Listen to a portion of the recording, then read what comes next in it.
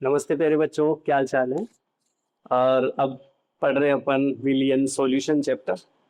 वही अपना ये अगला जो लेक्चर है वो रिलेटेड है। देखो, एक चीज तो वैसे अपन ने आनुषंगिक गुणधर्म पूरे कर लिए हैं, यानी जो कॉलिगेटिव प्रॉपर्टी है ऑफ सॉल्यूशन वो लगभग अपना कंप्लीट है। लास्ट टाइम अपने प्राशन दाब के बारे में बात करी थी, ऑस्मोटिक प्रेशर, और इससे रिलेटेड एक बात ये भी करी थी कि ये प्राशन दाब है, उसके आधार पर जो विलियन है मुख्य रूप से तीन टाइप के होते हैं: अल्पराशरी, अतिपराशरी और एक होता है समपराशरी विलियन।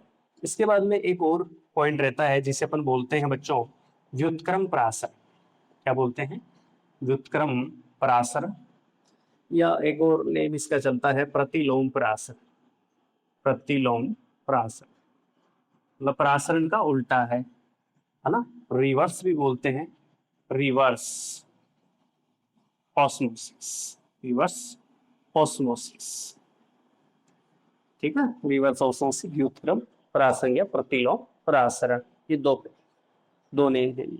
इसका मतलब क्या है? सिंपल सी चीज है। जो नॉर्मल जो पराशरण प्रक्रिया होती है ना, जो पराशरण प्रक्रिया है, पराशरण प्रक्रिया का जो व्युत्क्रम है वही क्या है? प्रतिलोम पराशर है कुल मिला के। अब इसमें करते क्या है? देखो भाई, सिंपल सी चीज ये है। इसका मतलब क्या है? अपने पास है ये आपका सॉल्यूशन है। पहले इसमें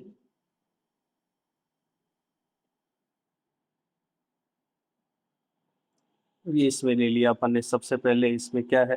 केवल विलायक की बात है इधर, और इधर ये एक अर्ध पारगम्य में अपन ने झिल्ली लगा रखी है। पास में ये दूसरा जो है, ये पात्र है। इसमें जो भरा हुआ है वो है आपका विलियन। और विलियन भी कौन सा है बच्चों? समुद्री जल है, यूं समझ लो आप, तो लवणीय है, समुद्री जल। ठीक है, ये लवणीय जल कह दो, लवणीय जल का विलियन है। इधर शब्द विलायक है। तो करते क्या अपन, यहाँ देखो नॉर्मली जो है प्रेशर यहाँ काम कर रहा है। यहाँ से अगर अपन कहते हैं कि भैया अगर नॉर्मल स्थिति होती, साधारण स्थिति होती, तो जल के अणु क्या होते हैं आपके विलायक से विलियन की ओर जाते। लेकिन अपन ने क्या कर रखा है, यहाँ एक्स्ट्रा एक दाब आरोपित कर रखा है। जैसे यहाँ क्या है, इधर भी आपका कहने का मतलब यहाँ अपन परासरण दाब, यहाँ जो दाब आरोपित करेंगे, क्योंकि यहाँ एक तो दाब होगा परासरण पाइप, परासरण दाब, इससे भी अपन एक एक्स्ट्रा दाब और लगाएंगे, है ना, पी एक्सटर्नल। ठीक है, परासरण दाब से तो क्या है, केवल विलायक के अणुओं को क्या गया, रोका गया। क्या हुआ? केवल विलायक के अणुओं को रोका जा सकता है परासरण दाब की वजह से। तो लेकिन पी एक्सटर्नल अगर इसके अंदर एक्स्ट्रा अगर अपन दाब लगाते हैं, जिसकी वजह से क्या होंगे, विलायक के अणु, केवल इसमें से केवल और केवल किसके अणु, विलायक के अणु इस आर्ध पारगम्य झिल्ली से क्या हो जाएंगे, किधर चले जाएंगे, विलायक की ओर, जिसको अपन अलग से यहाँ पात्रों में डाल लेंगे। तो कुल मिला के जो व्युत्क्रम परासरण प्रक्रिया है या जो प्रतिलोम परासरण प्रक्रिया है वो है परासरण की उल्टी है, जिसमें विलायक के अणुओं को अपन क्या करते हैं, अधिक सांद्र विलयन से कम सांद्र विलयन की ओर ले जाते हैं, या जो आपका विलायक है प्योर उसकी तरफ ले जाते हैं। ठीक है ना। तो इसका जो यूज है व्युत्क्रम परासरण का वो वही है कि समुद्री जो जल होता है, समुद्री जल के विलवणीकरण में ये काम आती है प्रक्रिया, विलवणीकरण में, समुद्री जल के विलवणीकरण में यूज किया जाता है व्युत्क्रम परासरण का। तो ये जो है एक नॉर्मल स्थिति है व्युत्क्रम परासरण। इसके बाद की बात अपन करते हैं व्युत्क्रम परासरण में परासरण प्रक्रिया का उल्टा। क्लियर। इसके बाद में एक और चीज चलती है जिसे अपन बोलते हैं असामान्य मोलर द्रव्यमान या आणविक द्रव्यमान कहते हैं। असामान्य मौलिक मोलर द्रव्यमान या फिर आणविक द्रव्यमान, आणविक द्रव्यमान असामान्य। और सिंपल सी चीज है, जो सामान्य न होकर, सामान्य न होकर क्या हो जाए, असामान्य, असामान्य द्रव्यमान हो, अलग द्रव्यमान आ जाए। ठीक है, जो अपने जो सोचा है, जो कल्पना की है वो न आकर दूसरा आ जाए, उसे अपन बोलते हैं असामान्य मोलर द्रव्यमान। सिंपल सी चीज है। और इसकी जो स्थितियां हैं वो दो स्थितियां हैं बच्चों। एक तो क्या है, वियोजन के दौरान ऐसा होता है, वियोजन के दौरान सामान्य का असामान्य होता है, और एक स्थिति होती है संगुणन। एक तो डिसोसिएशन है और एक एसोसिएशन संगुणन के दौरान, है ना। संगुणन से मतलब है जुड़ने से मतलब है, और वियोजन से मतलब है टूटने से मतलब, ये स्थिति, ठीक है। संगुणन और वियोजन, देखो सिंपल, अगर अपन वियोजन की बात करें, एक एग्जांपल से समझे, जैसे NaCl है और इसका वियोजन हुआ Na+Cl-, ऐसी स्थिति में तो यहाँ कितने कण थे, मोल कितना, 1 मोल है, लेकिन इससे कितने बने, 1 और 1 ये 2, तो मोलों की संख्या तो क्या हुई है, बढ़ी है वियोजन से, 1 के कितने हो गए, 2। जब अपन द्रव्यमान की बात करें या मोलर द्रव्यमान की बात करें, तो यहाँ टोटल इसका बैठता 58.5 इसका, और यहाँ अलग अलग बात करोगे तो इसका कितना आता है, सोडियम का 23 आता है, इसका 35.5 आता है। तो द्रव्यमान में कहीं ना कहीं कमी देखी गई है, सामान्यता में असामान्यता देखी गई है। तो निश्चित रूप से जब वियोजन की बात करोगे तो जो द्रव्यमान है उसमें कमी आएगी सामान्य द्रव्यमान में, और जो मोल है उनकी संख्या या कणों की संख्या में वृद्धि होगी। संगुणन की अगर बात करोगे, जैसे CH3, ये सब ये जल के अंदर वियोजन था, CH3COOH, अगर इसकी बेंजीन में बात करें अपन, बेंजीन में इसका एसोसिएशन करें, है ना, संगुणन करें, जुड़ाव करें, तो देखो यहाँ क्या करने हैं, आपको 2 लेने हैं, जिसकी वजह से CH3COOH का होल ट्वाइस बनेगा, ठीक है, ऐसे।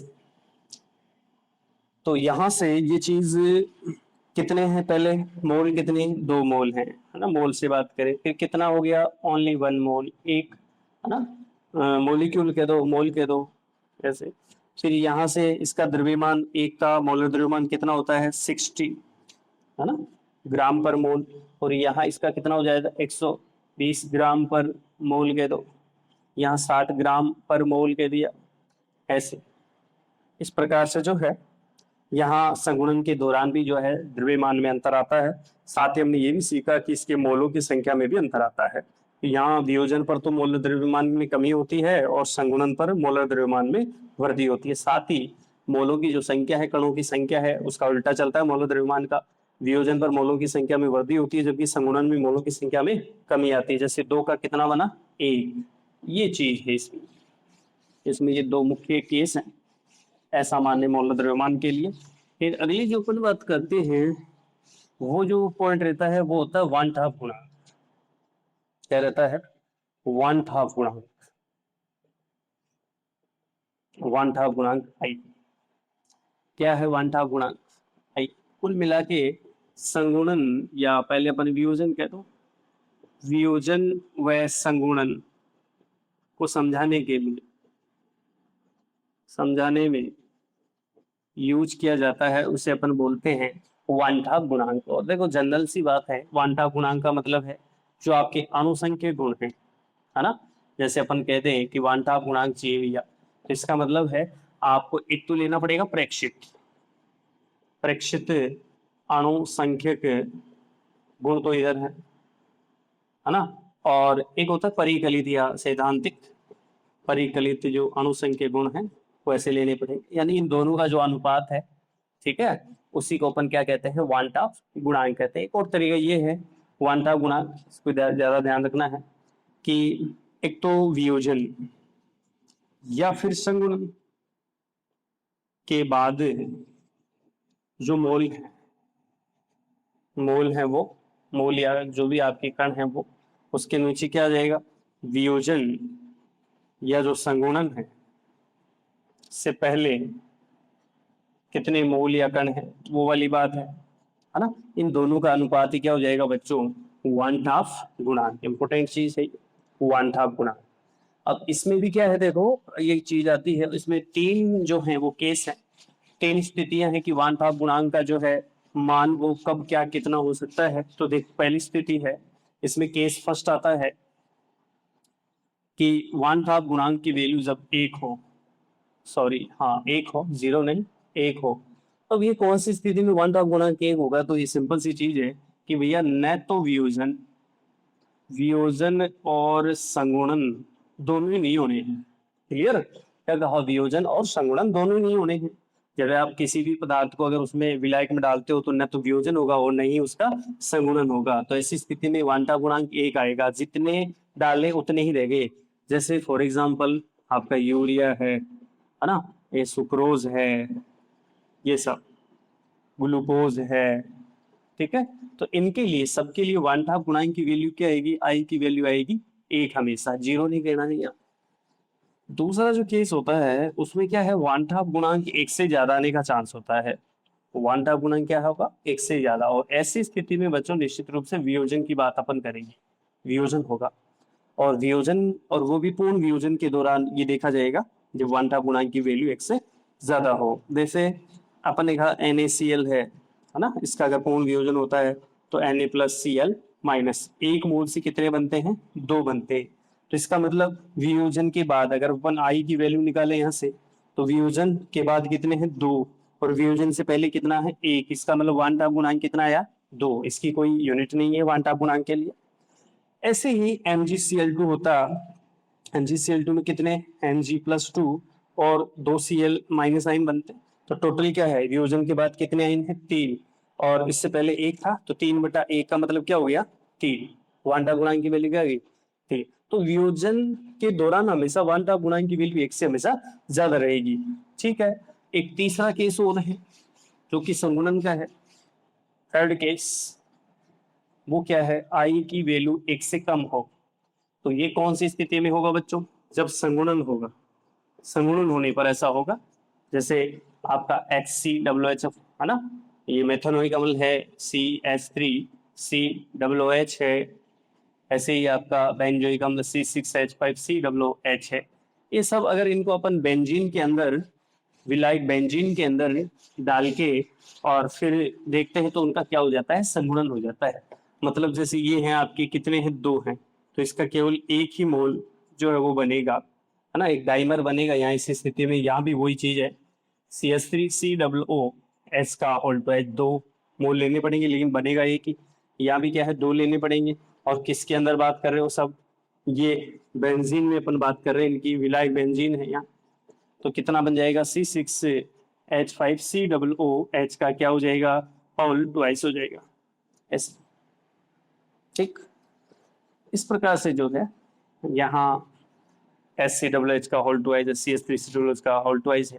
ये सब क्या हुआ, संगुणन के बाद वाली स्थितियां क्या रही, तो वांटा गुणांक चाहिए क्या, संगुणन के बाद, संगुणन के बाद क्या बना, 1 बना क्या, उससे पहले कितने थे, 2 थे क्या। इसका मतलब 1/2 का मतलब 0.5 होता है क्या, तो 0.5 आ जाएगा वांटा गुणांक सभी के लिए। इसका मतलब जब भी सगुणन होगा तो वांटा गुणांक का मान 1 से क्या होगा बच्चों, कम होगा।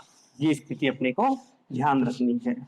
इससे रिलेटेड कई बार ये सवाल भी पूछा जाता है कि इनके लिए वांटा गुणांक का मान ज्ञात करो। लेकिन ये जो चीज है, जैसे मान लो कोई क्वेश्चन हो कि निम्नलिखित के पूर्ण वियोजन तथा एक निश्चित सांद्रता पर, एक निश्चित सांद्रता सभी के लिए की सांद्रता, एक निश्चित सांद्रता पर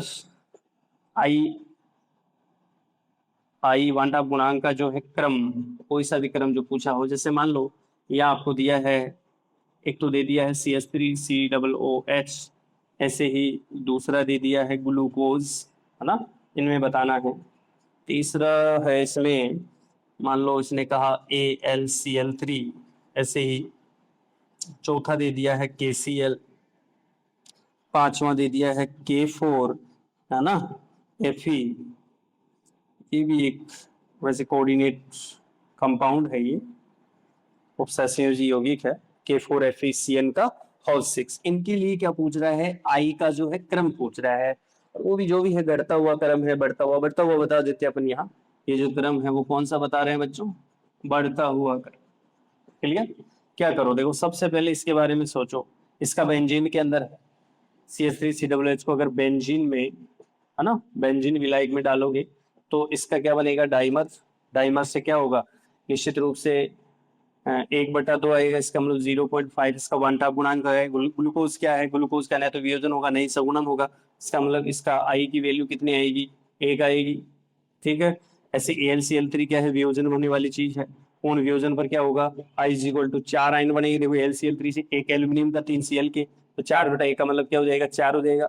ऐसे KCL से I की वैल्यू कितनी हो जाएगी, 2/a का मतलब कितना हो जाएगा, 2 हो जाएगा क्या, ऐसे।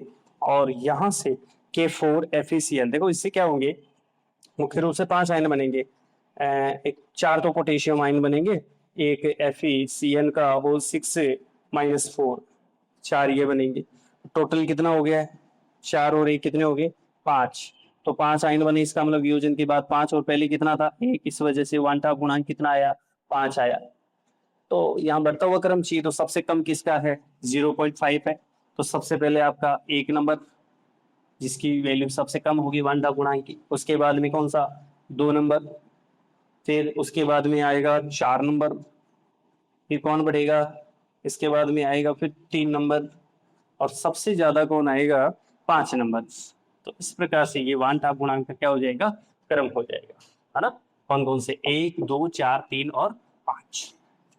ये जो है आपका वन टाप गुणांक, वन टाप कोफिशिएंट जो है ये था, जो कि आपका इस पे डिपेंड कर रहा था असामान्य मोलर द्रव्यमान पर, जिसमें वियोजन और संगुणन की बात अपन ने करी। अब एक लास्ट जो चीज है वो ये है कि जो अनुसंख्यक गुण या विलियन के जो कोलिगेटिव प्रॉपर्टी है, विलियन की जो कोलिगेटिव प्रॉपर्टी, कोलिगेटिव प्रॉपर्टीज अनुसंख्यक गुण है, उन पर इस वन टाप गुणांक का जो है वो इफेक्ट आता है। यानी ये समझ लो आप तो कि जैसे जैसे वन टाप गुणांक की वैल्यू बढ़ती है, वैसे वैसे अनुसंख्यक गुणों में भी क्या होती है, वृद्धि होती है। जैसे सबसे पहली चीज अपन ने क्या पढ़ी थी, वाष्प दाब की बात करी है, वेपर प्रेशर। वाष्प दाब में आपेक्षिक अवनमन, आपेक्षिक अवनमन की बात हुई थी। इसका मतलब क्या था, बहुत ही सिंपल था। क्या अपन ने पढ़ा, delta P upon PV naught is equal to x1 की बात करी थी ये। तो डेल्टा P तो क्या है, वाष्प दाब में अवनमन, जबकि delta P upon PV not क्या है, वाष्प दाब में आपेक्षिक अवनमन। तो ये किस हिसाब से, यानी I का गुणा कर लो आप। तो जितना ज्यादा वन टाप गुणांक की वैल्यू होगी, समझो वाष्प दाब में आपेक्षिक अवनमन भी उतना ही क्या होगा, ज्यादा। दूसरी चीज क्या करी, दूसरी चीज हुई थी क्वथनांक में उन्नयन। किसमें उन्नयन था, क्वथनांक में उन्नयन। उन्नयन से मतलब क्या है, वृद्धि है, बढ़ोतरी है, इंक्रीमेंट है क्वथनांक। और इसमें डेल्टा टीबी था। डेल्टा टीबी किस पे डिपेंड करता था, वो करता था केवीएम। केवीएम था, केवी क्या था, कांस्टेंट, उसे बोलते क्वथनांक उन्नयन स्थिरांक की बात अपन करते हैं उसको। तो यहाँ भी वही चीज है, इनटू आई। जितना ज्यादा आई होगा, डेल्टा टीबी की वैल्यू उतनी क्या होगी, ज्यादा होगी। तीसरी चीज क्या था, हिमांक में अवनमन, हिमांक में अवनमन जिसे अपन बोलते हैं डेल्टा TF, और वो है KFN ऐसे। तो वहां भी ये चीज है कि आई जितना ज्यादा होगा, वन टाप गुणांक की वैल्यू जितनी ज्यादा होगी, चाहे वो सगुणन से हो चाहे वियोजन से हो, है ना। जनरली वियोजन से जो है आपका अनुसरण के गुणधर्म जो है वो बढ़ने का ज्यादा चांस है, क्योंकि वियोजन पर आई की वैल्यू हमेशा बढ़ती है, जबकि संगुणन वाली कंडीशन में आई की जो वैल्यू है वो कम होती है, 1 से भी कम होती है। इस वजह से वियोजन वाली कंडीशन में जो अनुसंख्यक गुणधर्म होते हैं, जो कोलिगेटिव प्रॉपर्टी होती है, वो बढ़ती है हमेशा। चौथा पॉइंट क्या था आपका, परासरण दाब, ऑस्मोटिक प्रेशर, परासरण दाब। और परासरण दाब किस पे डिपेंड करता था, इज इक्वल टू CRT था, है ना। CRT, सी मतलब क्या है, कंसंट्रेशन सांद्रता है, जिसे अपन मोलरता के रूप में देखते हैं। R क्या है आपका गैस कांस्टेंट, और T टेम्परेचर है, इनटू आई। यानी यहाँ भी वन टाप गुणांक को जैसे जैसे बढ़ाओगे तो परासरण दाब क्या होगा, विलियन का बढ़ेगा। तो ये सब जो चीजें हैं, ये विलियन से रिलेटेड अपने ये पूरा चैप्टर पढ़ा, और मुख्य मुख्य चीजें अपने पढ़ी। तो आप भी इसको जो है पूरा एक बार जो है ढंग से पिछले वाले वीडियो को देखते हुए जो है चीजों को सीखो, और साथ में जो है इनसे रिलेटेड जो न्यूमेरिकल बनते हैं उनके लिए भी आप जो है प्रयास करो। Thank you.